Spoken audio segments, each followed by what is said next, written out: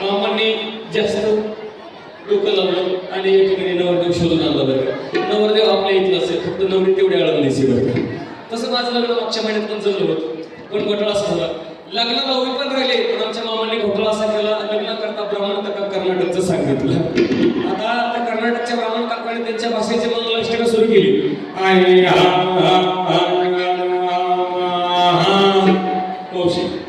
माझा दोन दिवस पळून गेला. इकडे आला असं मला समजलं. एक 4-5 हाका मारून पाहते, नवरदेव आला तर ठीक, नाही तर यातलाच एखादा कवळा बघून करतो.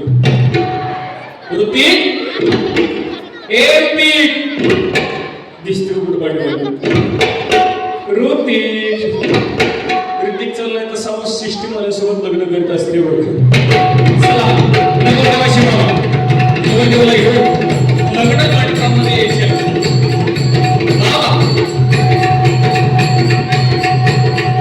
नवरदेवाशी मामा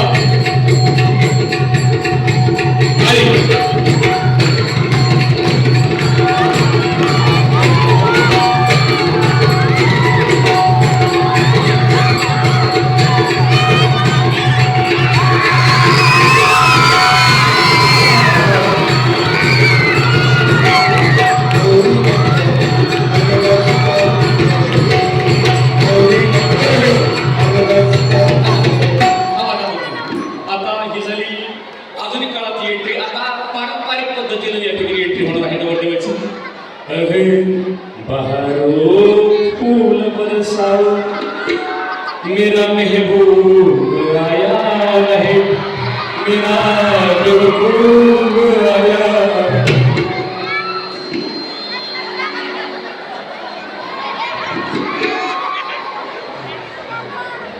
या ठिकाणी तुमचं वय किती?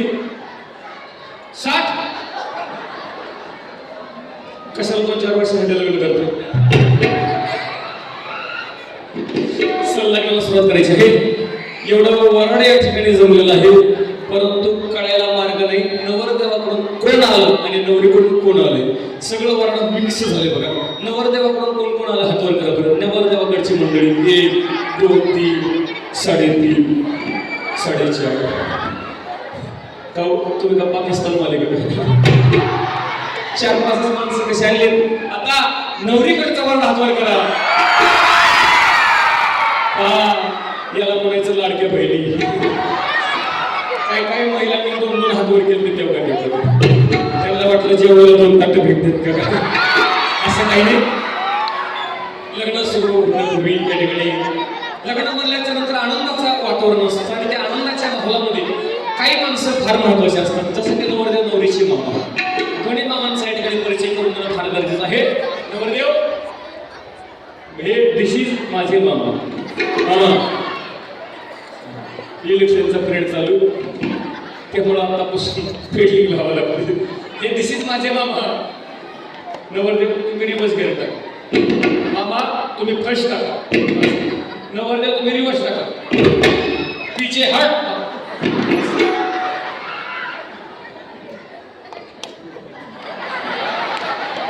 नवरदेवापेक्षा मामा जास्त खुश आहे.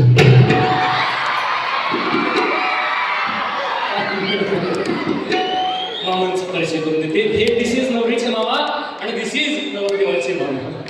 तुम्ही म्हणाल नवरी फार इंग्रजी बोलते, खूप शाळा शिकली वाटतं. मी का नाही खूप शाळा शिकली वाटतं. खूप म्हणजे खूप शाळा शिकले.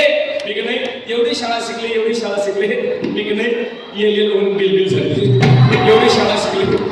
परंतु दोन्ही मामांचा परिचय करून देते बरं का. हे माझे मामा राहायला सध्या भारतात नसतात. कुठं असतात माझे मामा? राहायला सध्या अमेरिकेला असतात. काय करतात? पण मामा तुम्ही फक्त हो म्हणा, बाकीचे मी सांभाळते. तुम्ही मामांच्या कपड्यावर जाऊ नका. हा मामांचा नाईटचा ड्रेस. मामा राहायला सध्या अमेरिकेला असतात. काय करतात? मामांचा तिकडे खूप मोठा बिझनेस. काय? खूप म्हणजे खूप मोठा बिझनेस आहे. काय? मामा की नाही तिकडं ते सब फुगे केलं असतं.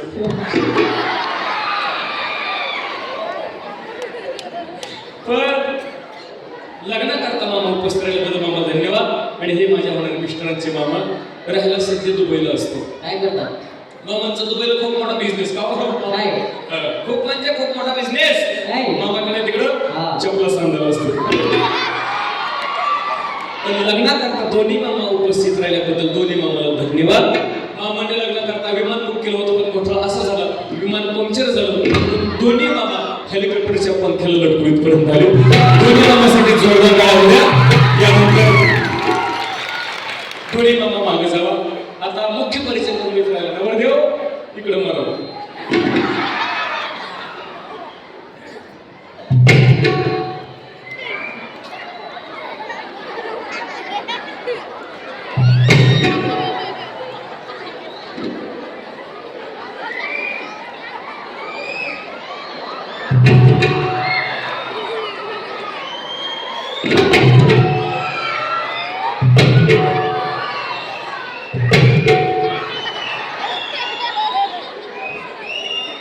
खरं सांगायला पहिल्या आठवण आली का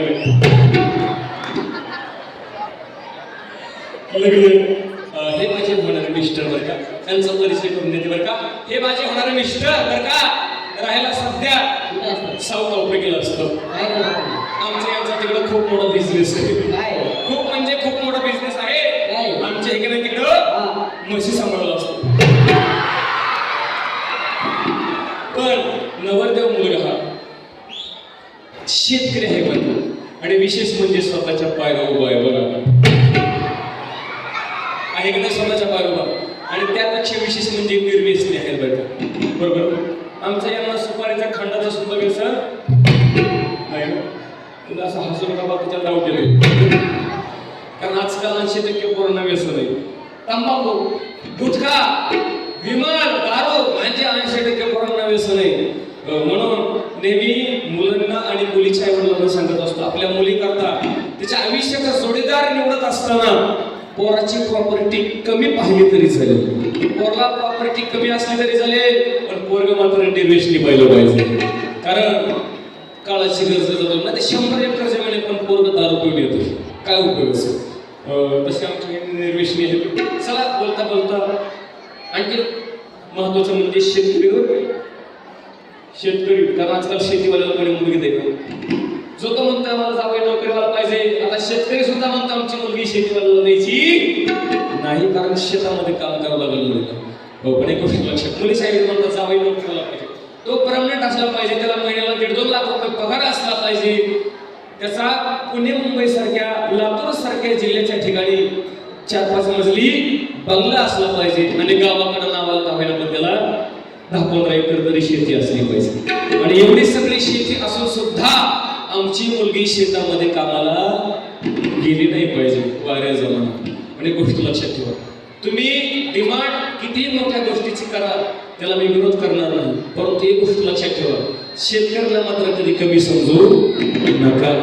कारण जो स्वतःचं पोट भरतो त्याला नोकरदार म्हणतात, जो आपल्या कुटुंबाचं पोट भरतो त्याला नोकरदार म्हणतात, आणि जो संपूर्ण जगाचं पोट भरतो त्याला माझा शेतकरी म्हणतात. शेतकरी हा राजा आहे, म्हणून हा राजा जगला पाहिजे, याच्याकडे कोणीतरी लक्ष दिलं पाहिजे, ही काळाची गरज आहे. चला, आमच्या मिस्टरांचा परिचय झालेला आहे. आता शेवटचा एक परिचय राहिला बरं का, बोलता बोलता महत्वाचा परिचय. पिंट्या इकडे बघा, पिंट्या इकडे बघा, चल तुला पप्पाची ओळख करून देते. हा माझा मगाचा पिंट्या बरं का. पिंट्या बाळा, आजपासून हे आपले पप्पा.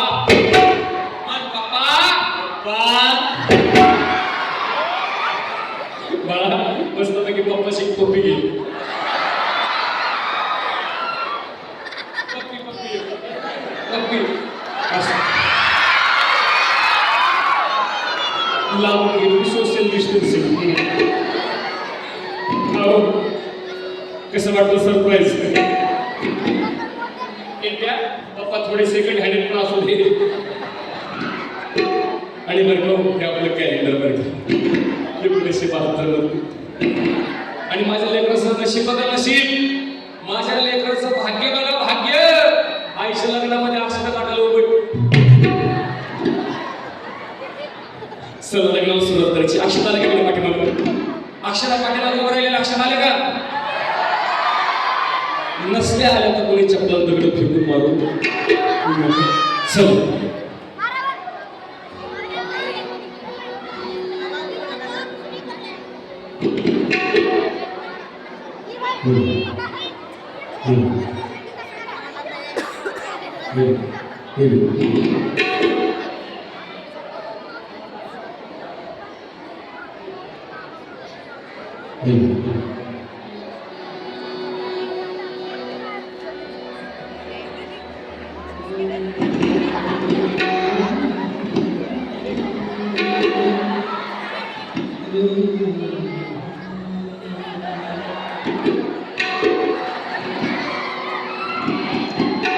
शुभमंगल सावधान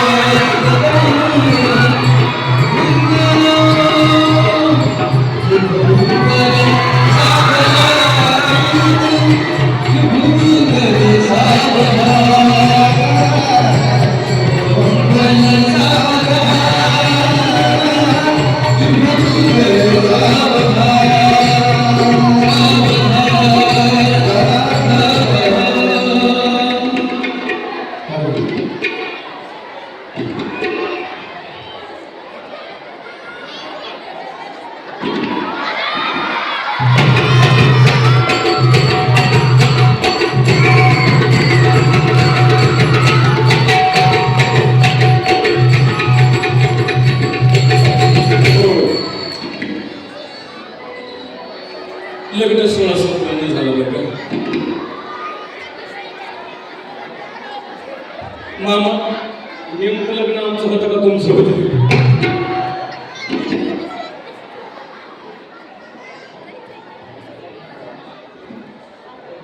मामा बस खाली, मामा बस खाली. नवरदेव इकडे मला.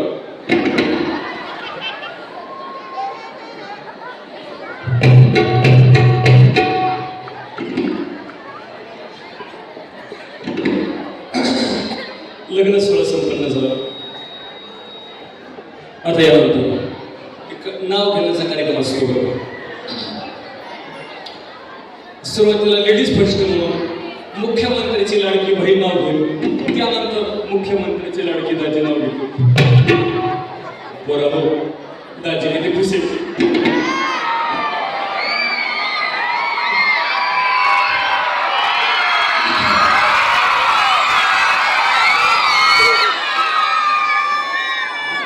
दाजींना वाटलं बरं झालं आताच्या पोराचं एक महिना, माझा ह्या वय दुसरं.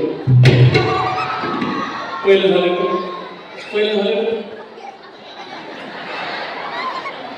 काय बोलतो नाही थोडं लग्न नाही झालं म्हणजे हे दुसरं आहे त्या ताई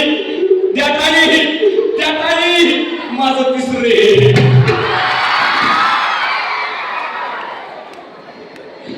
घेते नाव ऐका. नाव घेते.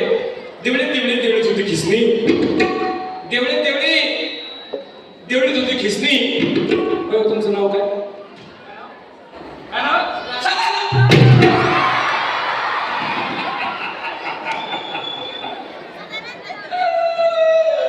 काय नाव आहे?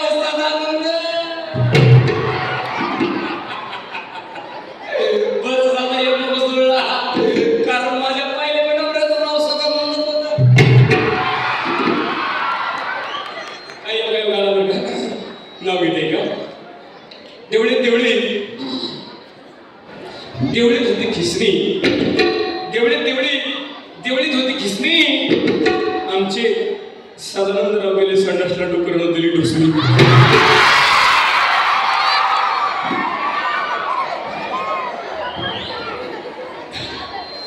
सासू बसली आहेस म्हैस, माधुरी माझी गवळ्याची म्हैस.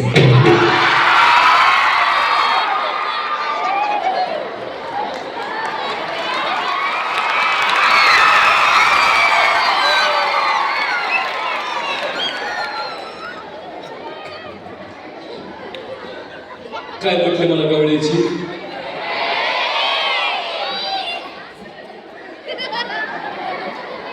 खरं सांगा पोरं, म्हशीसारखे दिसते गवळी.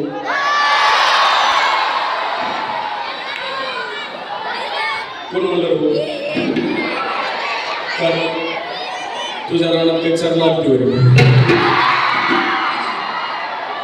खुशाल हो म्हणते. खरं सांगा कशी दिसते मी?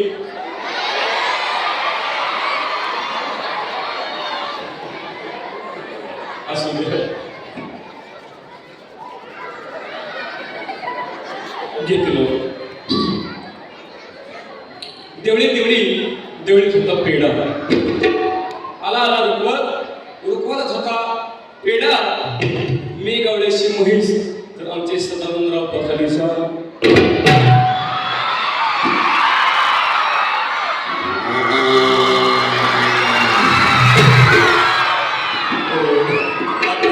फिटून काढून आलं बरं का. अरे सेज म्हणलं,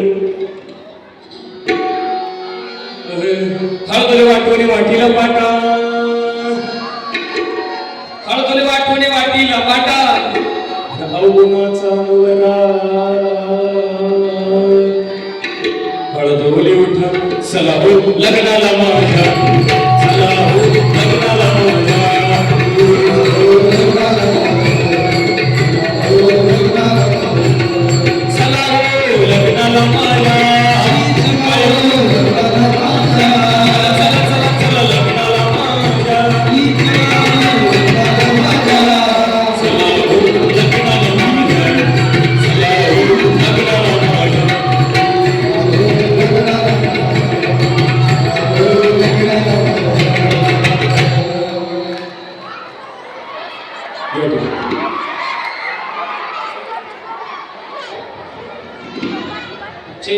सदानंद सरांसाठी सरांनी जोरदार टाळ्या वाजवा.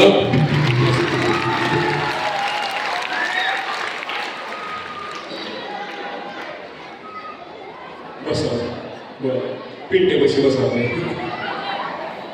लग्न सोहळा संपन्न झाला.